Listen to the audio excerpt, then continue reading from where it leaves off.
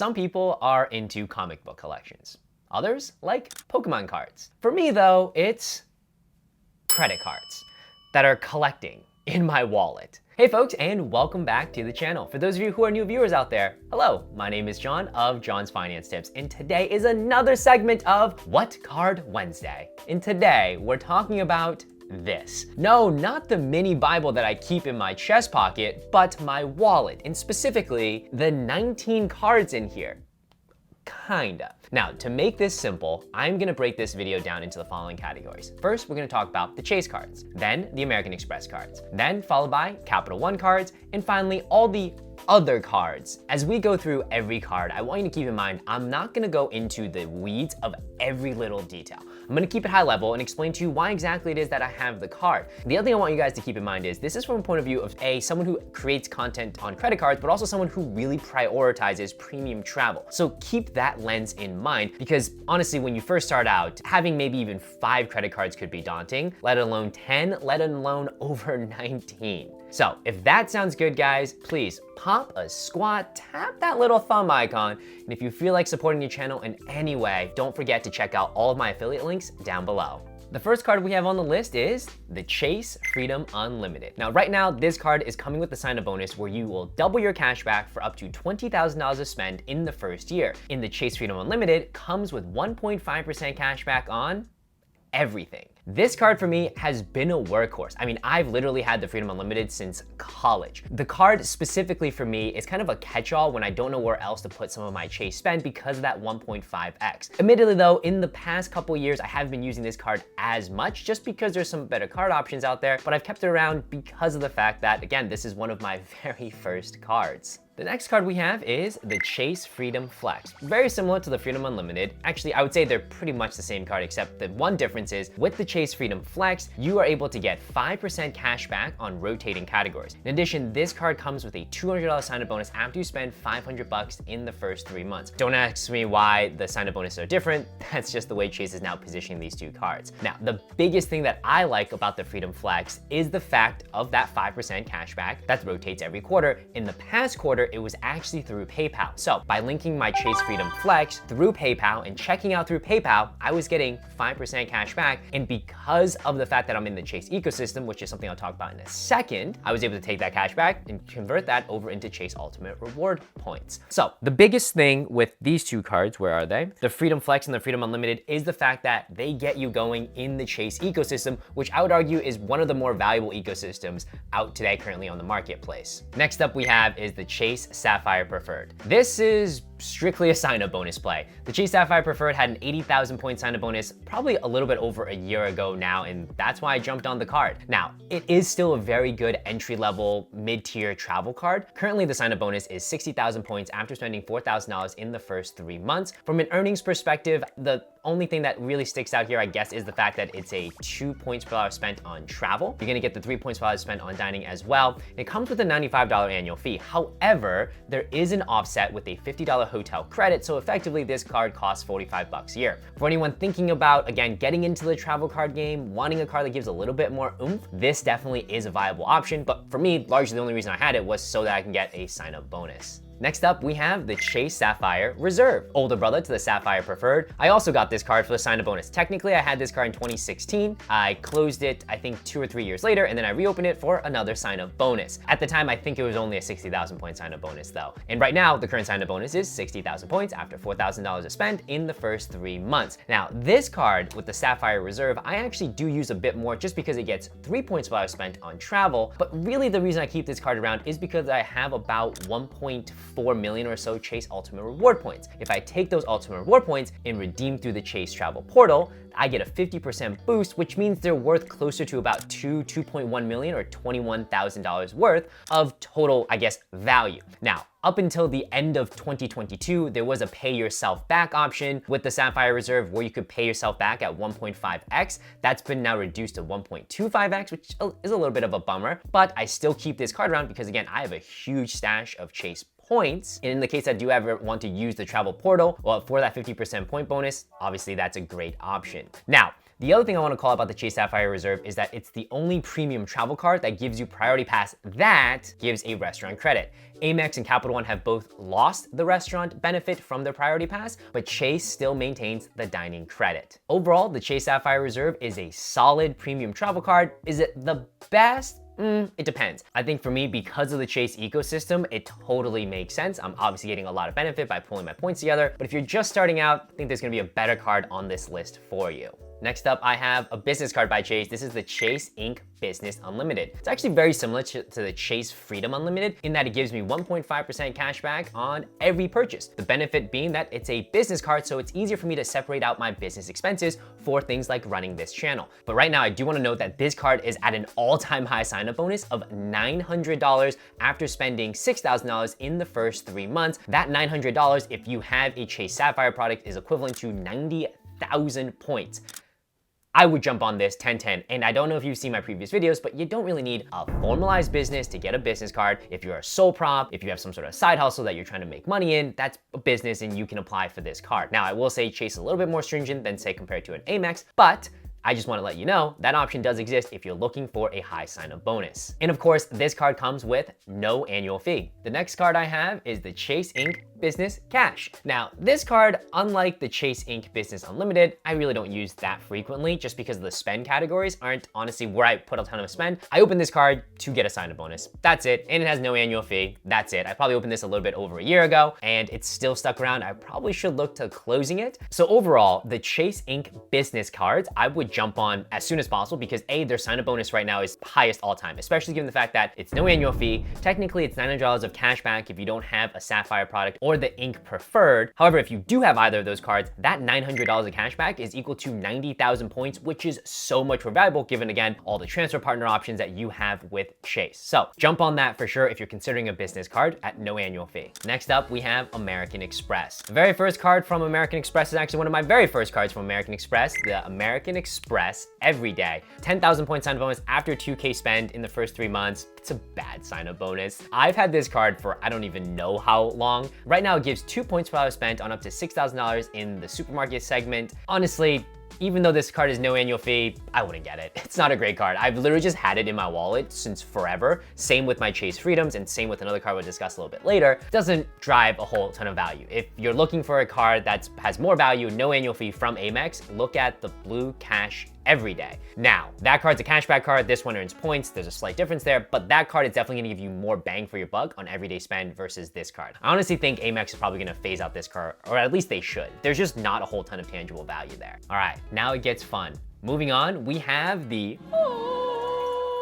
American Express Gold. It is one of my favorite cards of 2023. So with the AMEX Gold, you're gonna get anywhere from a 60 to 70,000 point sign-up bonus depending on who you are, how you're looking, and whether or not you get targeted for a mailer offer or not. You might even get more. This card is one of my daily drivers because it earns 4 points per hour spent at the grocery store as well as dining out. In addition, you earn 3 points per hour spent for booking travel direct with an airline or through AMEX Travel. I don't use it in that way just because I have another card we'll talk about in a second, but this card for me is just if I eat food, this is my go-to. This card does come with a hefty $250 annual fee. However, there's an offset with $240 worth of total eating out credits. So 120 is for just dining credits. I use that through Grubhub. 120 comes from Uber Eats. So 120 plus 120, that's 240. Keep in mind though, they are monthly credits. So you want to make sure that you're using them every single month. Even still, effectively, this card costs me $10 a year. If I spend $250 in either dining out or in grocery stores, I break even on the card. And I love American Express membership reward points, largely for transferring to places like All Nippon Airways, as well as British Airways to extract maximum value. Moving on from the AMEX Gold, we have, let me try this again. Oh, you want to get the nice shine.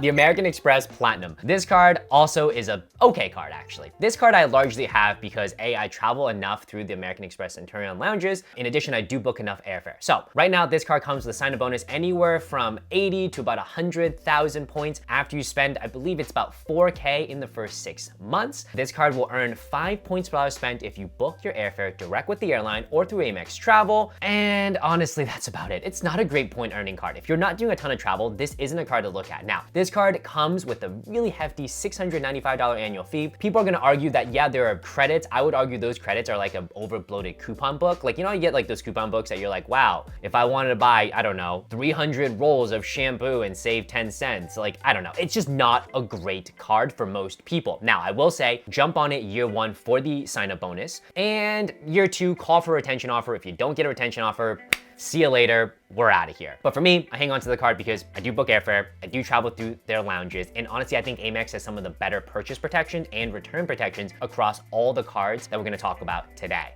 Next up is the American Express BONVOY Brilliant. This card I've had for a while too. This card I'm using largely to chase status with Marriott. Now, they updated this card. It doesn't look like this anymore, but as of 2023, it looks totally different. This card comes with a sign-up bonus of 150,000 points after you spend $5,000 in the first 3 months. Now, as far as earnings, like, you're gonna earn some points for spending at Marriott. It's really not that great in my opinion. However, where it does shine is it gives you a $300 dining credit for the year. Again, it's split out over 12 months against a $650 annual fee. So effectively you're paying $350 for it. However, with this card, you automatically get platinum status, which in North America isn't gonna give you a whole ton. It might give you an upgrade here or there, but if you're in Asia or Europe, that actually could mean a lot. But for me, the reason that I still keep this card is because of the fact that it gives 25 elite night credits that can be stacked with another card, which again, we'll talk about in just a second. And that gets me a lot closer to chasing titanium status, which I think has definitely way more benefit, especially if you're just gonna be based in North America. So taking a look at the BONVOY Brilliant, if you wanna stay at Marriott, if you want platinum status, if you're willing to pay $350 for it per year, assuming you use the dining credit, this card is definitely a good one to consider.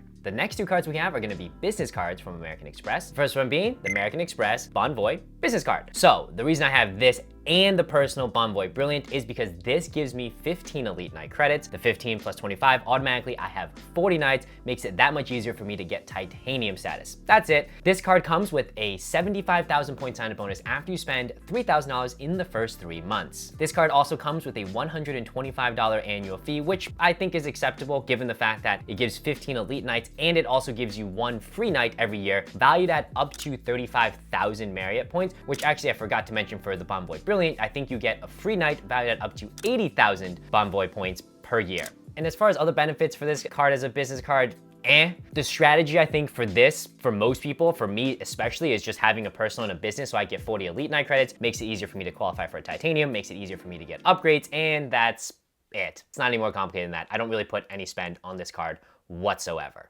And last, certainly not least, we have the American Express Business Platinum. Now, I just did a video of this last week if you want to check it out here, but the American Express Business Platinum comes with a sign-up bonus anywhere from 100 to about 120,000 points after you spend $15,000 in the first 3 months. Fortunately, I was lucky enough to get targeted for a 250,000 point welcome offer after spending $30,000 in the first 3 months. Now, keep in mind with American Express, 1 lifetime ever. However, some of these mailers don't have the lifetime language, and so that's kind of why I'm jumping into the card.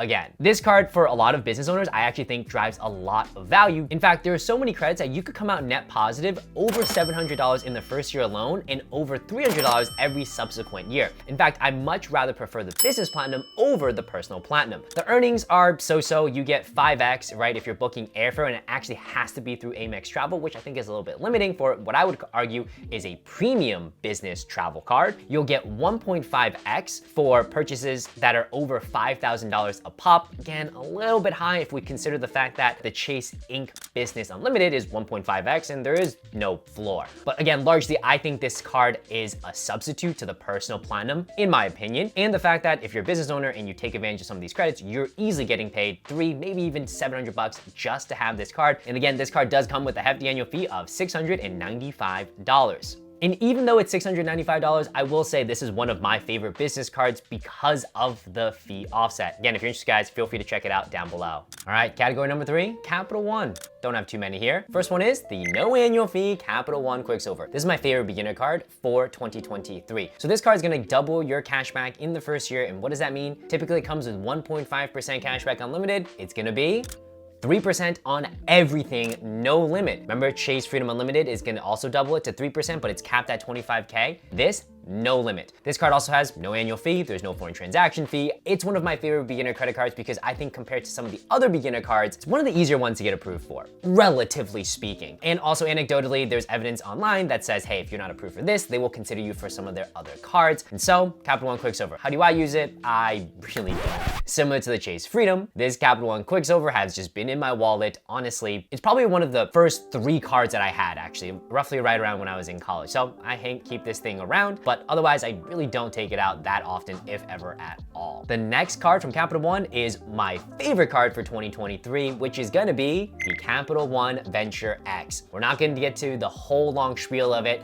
because this card, oh, chef's kisses. Honestly, such a perfect card. So 75,000 points sign-up bonus after $4,000 is spent in the first 3 months. That's great. You're gonna get 2 points per dollar spent everywhere. We love that. However, this card does come with a $395 annual fee. But,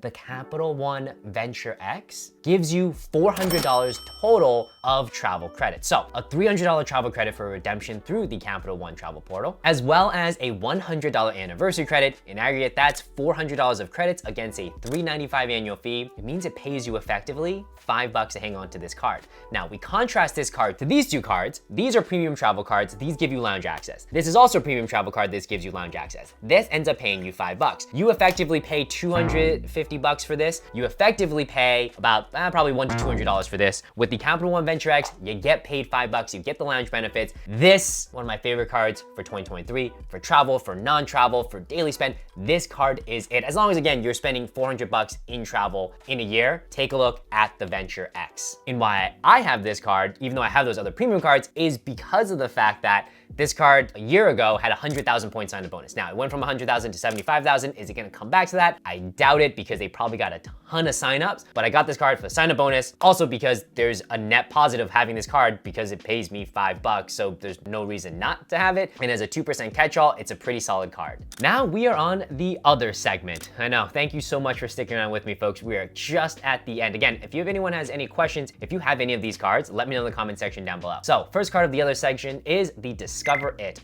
Discover It, one of my first cards. Got this thing in college. This right now comes with, I believe it's double your cash back in the first year, 5% cash back, rotating categories every quarter, meaning you're gonna get 10% cash back, rotating every quarter. Pretty solid, no annual fee. Listen, you're a beginner, you're just starting out, take a look at this card as well. If you can't get this, there's a student flavor, which I actually think Discover has one of the better student versions, and I think it has one of the best secured cards out on the marketplace today. Discover It, no annual fee, no foreign transaction fee, though you might have some issue getting accepted abroad, but either way, if it gets accepted abroad, there is no foreign transaction fee. And for me, as far as how I use it, again, similar to a lot of the cards I open really within like the first year or so of getting into the game, I don't. Just keep it around. One of my earlier cards, the Discover It. Next up, we have the BILT MASTERCARD. This card crushes. This card is a no annual fee, kind of honestly a premium travel card, which doesn't exist because all of those other cards I talked about before, right? The Chase Sapphires, the Venture X's, the AMEX Gold, the AMEX Platinums, they all have an annual fee. They also let you earn points. You can take those points, transfer them to flight partners, transfer them to hotels. It's all hunky-dory, it's fun and games, but again, annual fee. This, no annual fee, and you can transfer to flight partners. American Airlines, Hyatt, United, phenomenal. And guess what? The biggest kicker of this card is the fact that the BILT MasterCard lets you earn points on rent. And if your landlord doesn't accept credit cards, this card will actually cut a check on your behalf to your landlord so you can get points. Oh, and by the way, if your credit limit isn't high enough to cover your monthly rent and you have the money in a bank account, BILT will pull money from that bank account and still give you the points credit. It's absolutely phenomenal. The only kicker is it doesn't have a sign-up bonus, but given that it's a new start card, we can give that a pass there. The BILT card also earns 3 points per dollar spent on dining, 2 points per dollar spent on travel, 1 point per dollar spent everywhere, and you will get double the points on rent day except for paying rent. This card, jump on it if you pay rent. If you're looking for a travel card and you actually want to earn points that are valuable, like American Airlines or Hyatt, jump on this card as well. Also, the no annual fee, again, similar to the Venture X, chef's kisses. The next card we have is the Bank of America Alaska Airlines Business Card. Why do I have this card? I value Alaska Airlines miles because Alaska Airlines miles are still, they're gonna get devalued soon, but I think they're still one of the most valuable out on the marketplace. I got a 70,000 point sign-up bonus after spending $4,000 in the first 3 months. That's it. I want Alaska Airlines miles because I was able to use 70,000 Alaska Airlines miles to fly a $20,000 first class flight on Cathay Pacific way back in the day from Boston to Hong Kong. Phenomenal. That's it. That's the only reason I have the card. I signed up for it a month ago. The next card we have is the Barclays Aviator Business Card, aka it's an American Airlines business credit card from Barclays. So this card is an 80,000 point sign-up bonus after $2,000 are spent in the first 3 months. The only reason I have the card is so that I can get the points because I really value American Airlines miles. I still think there's some good sweet spots there. For example, flying from Boston to the Maldives one way on Qatar Airways would cost me $8,000 to $10,000. Instead, I used 70,000 American Airlines miles and I spent less than 30 bucks. That is value. Now, a card that's not a credit card, my favorite debit card ever, the Charles Schwab debit card. This card lets me pull money from any ATM in the world fee-free, no foreign transaction fee, no ATM fee. If you're a traveler, jump on the Charles Schwab high yield investor checking account to get that debit card. Guys, who doesn't have a Costco membership? Come on now. And of course, this tile. You push the button, it finds your phone, or if you have your phone, you don't have your wallet, and this is your wallet, you hit find my wallet, and it goes beep boop beep boop. That's it, folks. That was it. Those are all the cards in my wallet. Now, you probably saw a theme, right? Broadly speaking, there were cards that, yeah, they're daily drivers for me, right? Cards like the American Express Gold, cards like Adventure X. These cards are cards that, yeah, I'm gonna use day in and day out because of the fact that I can optimize my spend there. And then there were cards that purely just served a purpose. Cards like the Marriott cards from AMEX, the personal as well as the business, that were just helping me chase Marriott status. And then there were cards that I purely opened just for a sign-up bonus. For example, the Alaska Airlines Bank of America business card, as well as the American Airlines Barclays business card. Those were purely to get points. In addition to the AMEX Business Platinum, that was a points play as well entirely. So you can kind of see the credit card game is pretty dynamic. There are so many different ways that you can approach it. And the secret is though, if you wanna do what I do, which is flying in the front of the cabin, it's having a good strategy as you approach your cards, but also understanding that it is sign-up bonuses that are gonna move the needle. Listen, for you to get 100,000 points on spend, you literally need to spend tens, if not hundreds of thousands, versus open a sign-up bonus here, open a sign-up bonus there, and you're on your way.